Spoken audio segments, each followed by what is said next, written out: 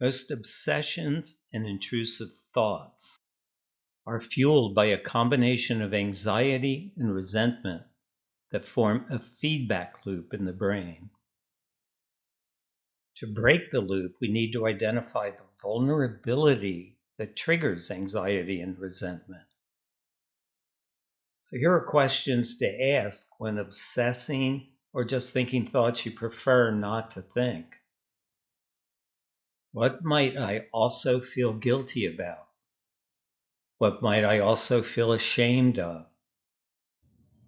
What might I also feel afraid of? Vulnerable emotions, once you feel them, are self-correcting. For example, guilt is a perception that you violated a humane value. That's what you feel guilty about. Reinforce your deeper values and guilt dissolves.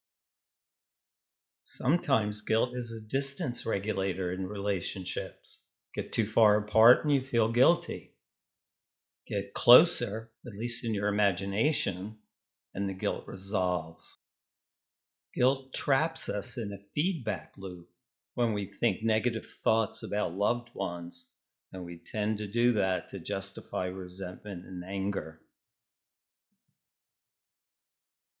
Shame is a perception of the self as failing, inadequate, or unlovable.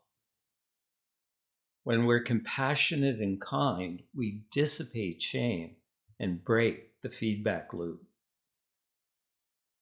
Fear is the signal to make yourself safe. When we feel safe, obsession stops.